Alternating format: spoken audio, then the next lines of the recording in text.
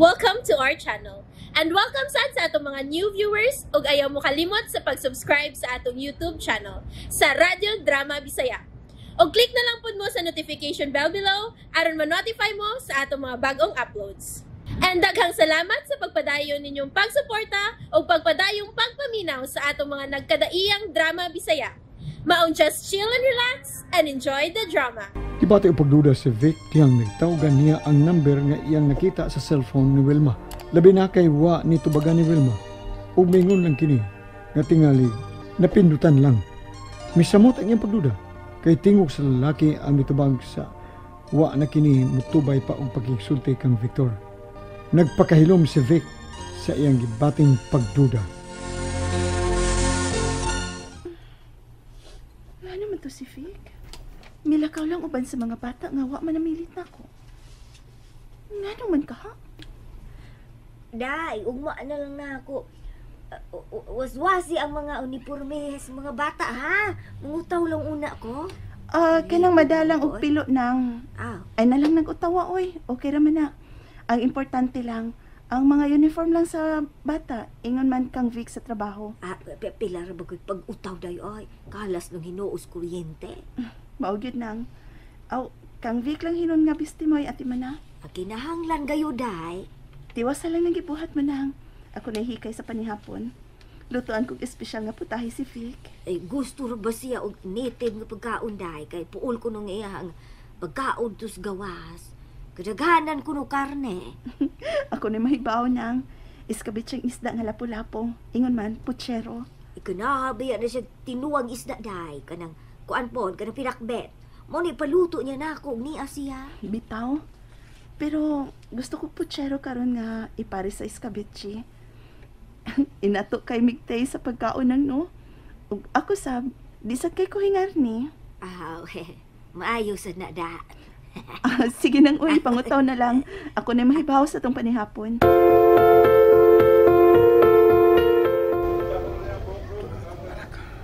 Pasagdag ko sila ang hamalingaw. Tapos ay mugay nila sa skating. Ako natin sa malikon.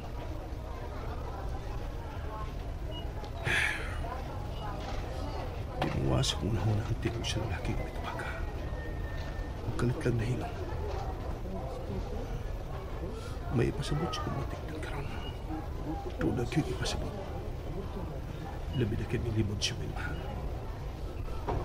Napindutan ang tingali ko. Pero ang gawa. Maugyapong miluha ang mga isko. Magkaduha. Naman magkaduda. Kung naghatag kahasol ka lang ako. Gusto ko doon siya kung una. Pero musamot o kiog sa kuto. Sa kinuhat ko kung gawa siya kung naman ang kasal. Wato ko sa unahan. Ngita ko pagyan. Ito na sa binisong muna.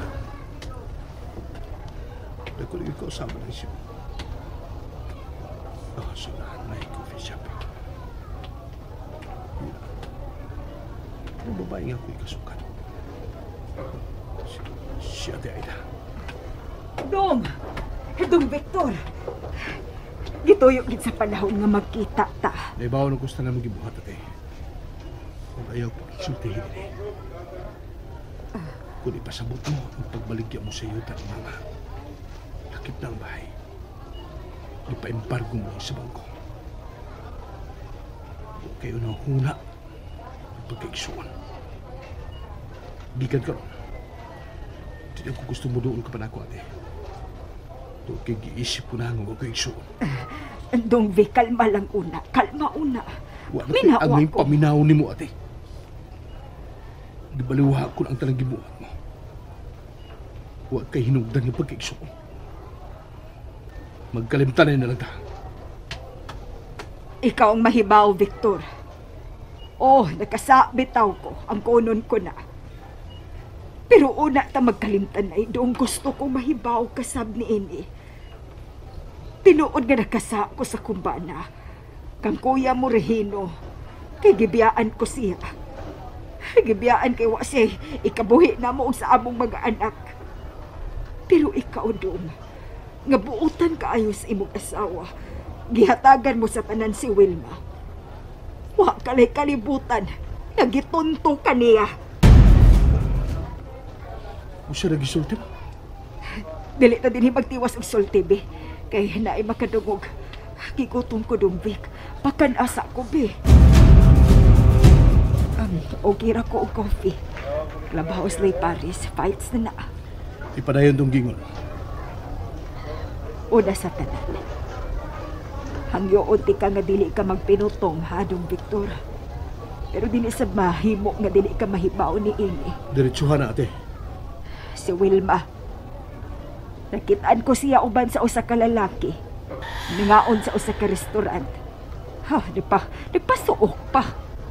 Pero dihang nakita ko siya dong, gisiguro ko giduna og siya ba? Og wa ko masayo. Ang imog yung buutan ka asawa, kuyog sa usa ka lalaki. Gabi ni mo, giduol ko gyud sila dong. Gipakauwawan ko siya. Pero giabog ko sa guard. Gisugo ni ang guard nga guroyon ko sa gawas.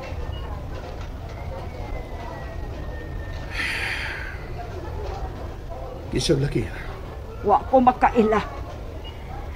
Ay, pero makitaan ko siya usap. Bisan pa man og medyo dim og gamay itong nahimutangan nila, mailhan ko siya. Nagpasuok pa ang duha.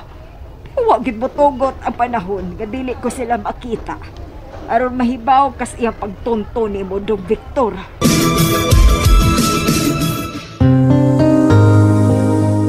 Ate. Usbon ko ha. Ayaw pagpinutong. Ay, kang babae, uy. Kaingon mo buutan ng asawa mo, sus! Tagpila ka adlaw nga wa ka. Ambot! Ambot, ugasa na sila maglublob uban sa iyang laki. Huwag yun itong tuhan. Unsa, Vic? Nasakpan ko nga may nanawag niya sa cellphone. Mga missed calls. Isuwayan kong tawag. Laki ang mitawag. Dahil mo ang tingog. Mauto siya. Kikita ko nilang duha. Hitsuraan sa bang lalaki, di auto. Nanakay sila manmugaw sa restaurant. Swerte kaayo nga dito ko atong higayon na. Timing nga nakita ko si Wilma uban sa iyang laki.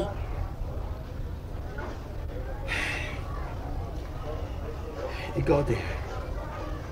Si kalaki sabli mo ron. Ay ng mga anak ko. Higikuha sa amahan, uy.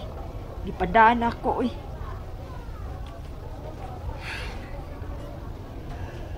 Huwag ko mahibaw. Usay agay kong buhato na higit. Umansataran ko nahibawan. Ang bahin sa akong kinabuhi doon, pasagdi na lang ko. Ay, malipayon man gihapon ko. Adik pong kuno ng kalibin mo. Batanon pa. Diin man ka mahibaw. Dito ko sa ancestral home na to. Huwag mo na nasairan ko. Ang bati mong binuhatan. Sa gikaingon ko na, Dong Vic, ako ning kinabuhi. Hibaw ka na nako. Nakaila ka nag-unsa ko. Salbahis na kong daan ka ni adto pa. Pero karon okay ra ko. May anak ming usa, laki. Sige. Pagtawag ko ng mga bata. Biyalat ka. Nangita ron ko na ako. Oh. Pwede lang ang order na to. Uy, 1,000. May pun idongbi. Kaya na. Sige. Ni aman ko magtrabaho ron din hidong. Janitress. Day off lang ron na ako. Sige. Ayuhan na imong kinabuhi, ate. Ayaw pagpinutong ha. Usbon ko. Daghang babae. Buwagi lang na. Ano na ko? Sorry dong ha. Gikauaw ko nimo. Sorry.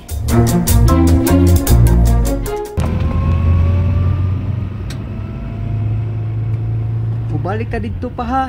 Wa mi matagbaw skate ni si Glenna. Bitaw pa. Enjoy kaayo ko. Ikuyog na ta si mama sunod pa ha.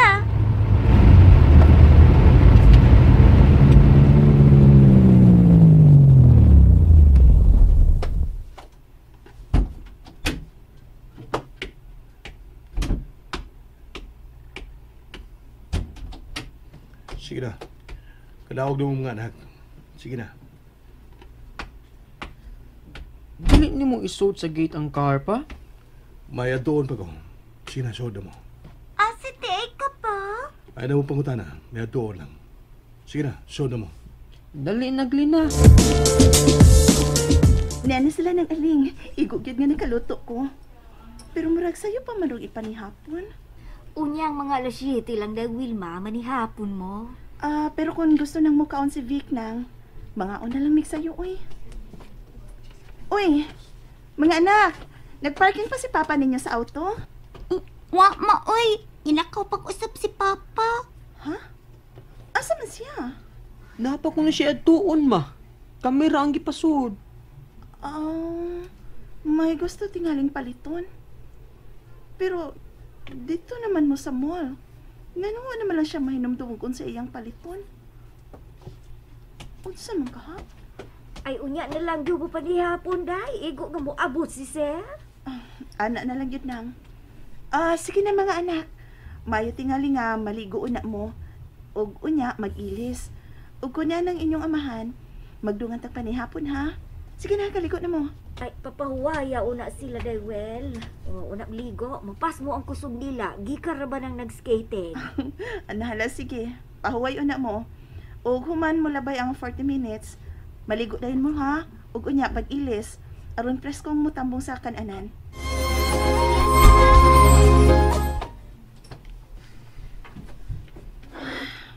Wa pa man mabalik si Vic na. Asa may nadukayan? Bitaw da. Ay pauna na lang panihapon ang mga bata. Alas 8 pasado na. Pagkanaan na lang tong duha.